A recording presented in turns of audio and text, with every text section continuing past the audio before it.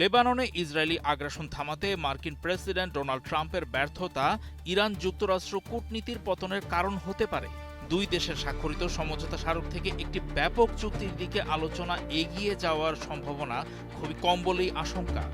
2025 সালের অক্টোবরে ট্রাম্পেরই মধ্যস্থতায় গাজা যুদ্ধবিরতি হয়েছিল, কিন্তু তার ন্যূনতম চুক্তিগুলো মেনে চলতে যুক্তরাষ্ট্র যদি ইসরায়েলকে বাধ্য করতে না পারে, তাহলে কিসের ভরসায় ইরানি নেতারা তাদের আলোচনার অগ্রগতি নিয়ে আশাবাদী হবেন?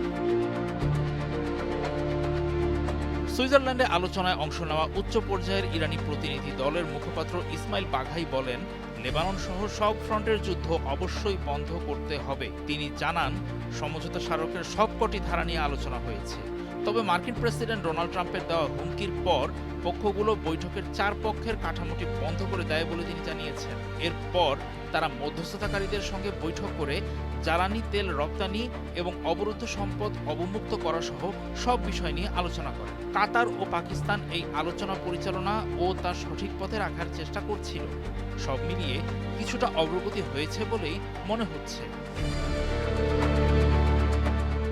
মধ্যস্থতাকারীদের মতে সেখানে একটি গঠনমূলক আলোচনা হয়েছে এবং আলোচনাকারীদের নিয়ে গঠিত ওয়ার্কিং গ্রুপগুলো দেরি না করেই কাজ শুরু করবে। এখনো অনেক কাজ বাকি এবং এই গ্রুপগুলো কিভাবে তৈরি হবে, কোন ক্ষমতায় কাজ করবে কিংবা ভবিষ্যতের বৈঠকের রূপরেখা কি হবে তা এখনো স্পষ্ট নয়। উত্থান পতনের মধ্য দিয়ে চলা ওই 12 ঘন্টার ম্যারাথন বৈঠক শেষে মধ্যস্থতাকারী পাকিস্তান ও কাতারের কাছ থেকে একটি যৌথ বিবৃতি পাওয়া গেছে।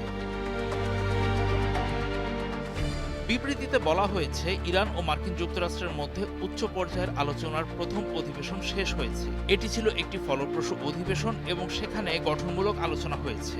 এখন তারা সমঝোতা স্বাক্ষরটিকে ভিত্তি করে এগিয়ে যাবে এবং চলতি সপ্তাহ জুড়েই সুইজারল্যান্ডে কারিগরি পর্যায়ের আলোচনা অব্যাহত থাকবে। তারা এখন একটি উচ্চ পর্যায়ের কমিটি গঠন করেছে যা মধ্যস্থতার উপর রাজনৈতিক তদারকি করবে। পাশাপাশি পারমাণবিক সমস্যা, নিষেধাজ্ঞা ইস্যু এবং পর্যবেক্ষণ ও বিরোধ নিষ্পত্তির বিষয়ে কাজ করার জন্য উপকমিটি গঠন করা হয়েছে। এই কমিটি আগামী 60 দিনের মধ্যে একটি চুক্তিতে পৌঁছানোর রোডম্যাপের ব্যাপারেও একমত হয়েছে। একটি সার্বক্ষণিক যোগাযোগ লাইন স্থাপনে দুপক্ষ রাজি হয়েছে, যা সব পক্ষের জন্য উন্মুক্ত থাকবে। এর উদ্দেশ্য বিশেষ করে হরমুজ প্রণালী সম্পর্কিত যে কোনো অনাকাঙ্ক্ষিত ঘটনা এড়ানো। এই 60 দিনের মেয়াদে জলপথটি সব বাণিজ্যিক জাহাজের জন্য উন্মুক্ত রাখার জন্যই উদ্যোগটি নেওয়া হয়েছে। পক্ষগুলো লেবাননের পরিস্থিতি পর্যবেক্ষণ ও উন্নত করতে একটি ডিকনফ্লিকশন সেল গঠন এবং লেবাননের ভূখণ্ডের সমস্ত সামরিক অভিযান বন্ধের বিষয়েও সম্মত হয়েছে।